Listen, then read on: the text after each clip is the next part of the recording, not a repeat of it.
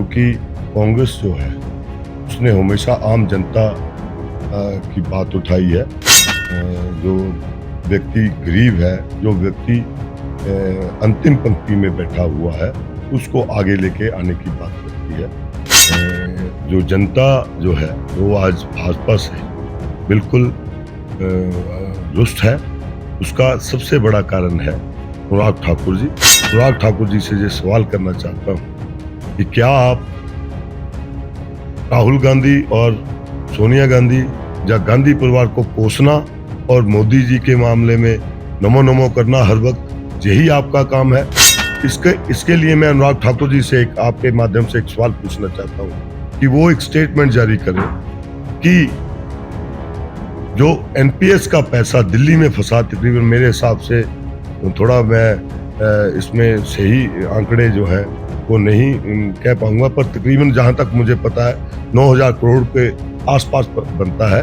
वो जो पैसा है वो हिमाचल प्रदेश का है, हिमाचल प्रदेश के कर्मचारियों का है, और उन कर्मचारियों का पैसा वापस लेकर आने की क्या वो एक स्टेटमेंट जारी करेंगे? नमस्कार, आप देख रहे हैं अनंत ज्ञान टीवी और इस वक्त हमारे साथ मौजूद है हमीरपुर संसदीय सीट से जो कांग्रेस के प्रत्याशी हैं सतपाल रायजादा जी। इनसे बात करेंगे कि किस तरह से किन मुद्दों को लेकर जनता के बीच में जा रहे हैं और कांग्रेस की क्या जो विचारधारा है जिसको देखकर लोग इनको यानी कांग्रेस को वोट देंगे। रायजादा जी, सबसे पहले बात करेंगे कि पहले आप एक विधानसभा क्षेत्र के तहत लोगों से वोट मांगते थे, आज 3 जिलों की जिम्मेवारी मिली है, कितना चैलेंजिंग मानते हैं? सबसे पहले तो मैं आप सबका धन्यवाद करना चाहूँगा, और बात यह है कि पहले मैं विधानसभा का चुनाव लड़ता था और विधानसभा के चुनाव की बात थोड़ी अलग मैं देख रहा हूँ, और संसद के चुनाव में ये 3 जिले के साथ साथ 3 विधानसभा क्षेत्र और है, एक मंडी का और 2 कांगड़ा के। तो बड़ा इलेक्शन है, बड़े तरीके से लड़ेंगे, और निश्चित तौर पे आज जो कांग्रेस की एक विचारधारा है उसको आगे लाने की बात हो रही है पूरे देश में, क्योंकि कांग्रेस जो है उसने हमेशा आम जनता की बात उठाई है और आम लोगों की पार्टी है। जो व्यक्ति गरीब है, जो व्यक्ति अंतिम पंक्ति में बैठा हुआ है, उसको आगे लेके आने की बात करती है। और निश्चित तौर पे आज धनबल की लड़ाई जो है जनबल से है, और निश्चित तौर पे हम ये इलेक्शन जीतने वाले हैं। क्या लगता है रायजादा जी, आपने एक कैंपेन शुरू कर दिया है, लगातार आप ऊना, हमीरपुर, बिलासपुर जा रहे हैं, किस तरीके से लोगों के बीच में जाकर क्या रुझान लग रहा है लोगों का? लोगों का रुझान बिल्कुल स्पष्ट है, क्योंकि मैं देख रहा हूं कि ये लड़ाई जो है, जो जनता जो है वो आज भाजपा से बिल्कुल रुष्ट है। उसका सबसे बड़ा कारण है अनुराग ठाकुर जी। जो मैं तो संसदीय चुनाव का मैं दौरा कर रहा हूं, तो मैंने देखा है कि लोगों के अंदर बहुत बड़ा रोष है कि जैसे ही आपदा आई थी, आपदा के दौरान ना तो अनुराग ठाकुर जी जहां दिखे, और ना तो प्रधानमंत्री जहां आए, ना गृह मंत्री जहां पे आए, और आपने देखा कि 11,000 करोड़ के आसपास का जो नुकसान हुआ था, जिसका आंकलन जो है वो केंद्रीय एजेंसी और स्टेट की एजेंसियों ने बैठकर तय किया था, और उसका पैसा भी अनुराग ठाकुर जो है वो नहीं दिलवा पाए।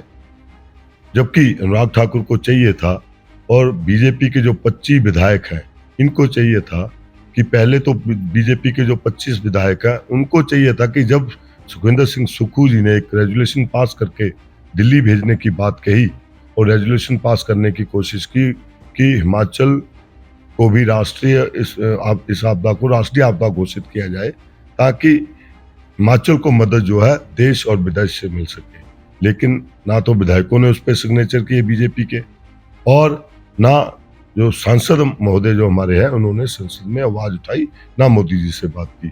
तो मैं अनुराग ठाकुर जी से ये सवाल करना चाहता हूं कि क्या आप राहुल गांधी और सोनिया गांधी या गांधी परिवार को कोसना और मोदी जी के मामले में नमो नमो करना हर वक्त, यही आपका काम है?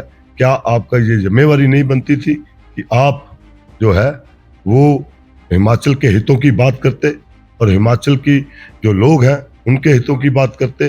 जब उनको हिमाचलियों को आपकी ज़रूरत थी तो आप उनकी बात करते, उनके हक हकूक़ों को दिलाते, लेकिन वो बात बिल्कुल नहीं की।